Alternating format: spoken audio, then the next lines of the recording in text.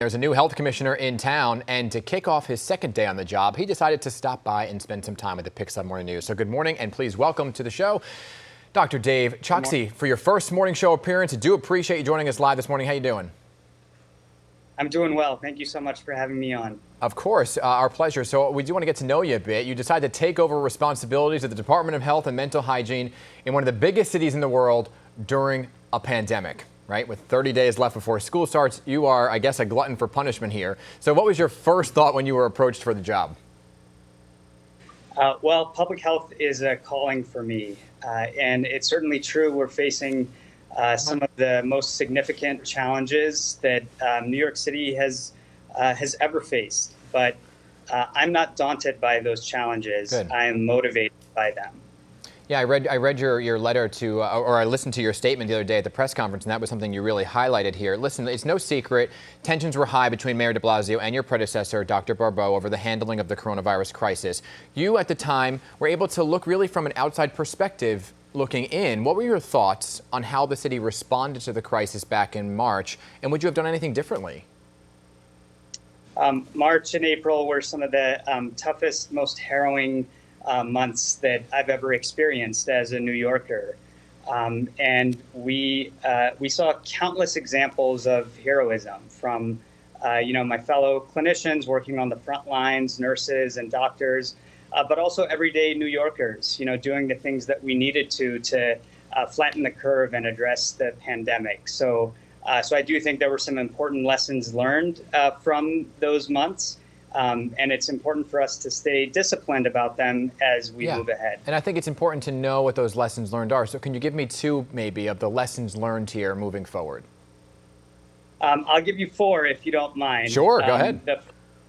It's something that we call the core four. It's such an important part of our public health response, and it really relies upon all of us as everyday New Yorkers. The first one is to stay home if you're feeling ill. But even if you're feeling okay, number two is it's so important to wear a mask or a face covering when you go outside. And the third one is to keep your distance, again, regardless of how you're feeling. Yeah. And finally, the fourth lesson is the importance of washing your hands. Yeah. Each of these core four sounds so simple, but they are critically important for us to continue to address the coronavirus. With all due respect, those are for individuals. I'm asking, what is a lesson learned maybe from the city's perspective on what they could have done better? Sure. Well, one of the lessons for me, looking back on it, is the critical importance of science and ensuring that we stay abreast of the most current evidence. The coronavirus is something new, not just for New York City, not even just for the United States, but across the entire world. And so science matters for us to be able to address this pandemic. So we're approaching the fall and the winter. There are some challenges ahead, right? There are a lot of concerns there. What do you see as the biggest challenge as we approach the fall and the winter? Sure. Well, two things are foremost in my mind. The first is doing everything that we can to prevent resurgence. Yeah. This is critically important for us to be able to even have the conversation about reopening schools in a way that is safe and keeps everyone healthy. So let me ask you about that. Gyms, malls, in-person dining, those are not reopened yet. There's still no word on when they'd be reopened. Do you feel it's the appropriate time then to say, hey, let's go back to school? Well, the reason that we're able to have this conversation is the level of community transmission in New York City is low. And I look around the country and compare the situation that we're in to many other places. And I'm grateful that because of the actions of everyday New Yorkers, we're in a place where we can have the discussion about reopening schools. So if it's low, do you think that we could open gyms and malls as well? Well, we have to take everything in a phased way.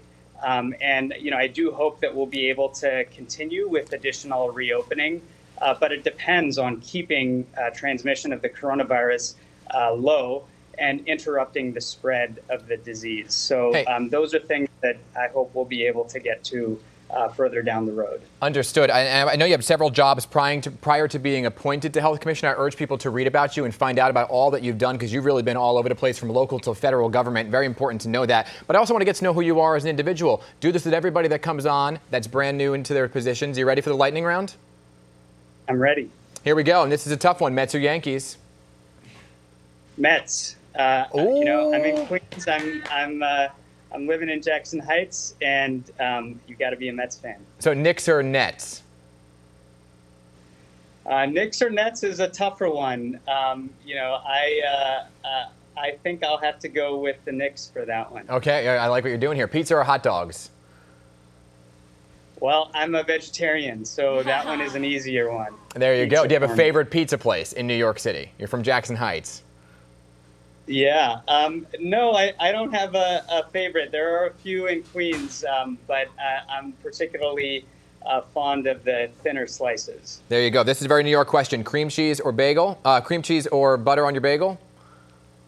Butter on a whole wheat everything bagel. This is what I'm talking about. Okay, and also Subway or City Bike? Subway for me. The 7 has been just a godsend for me over the years. All right, very good. And everybody should know that you're also a father, right? Of a newborn. That's right.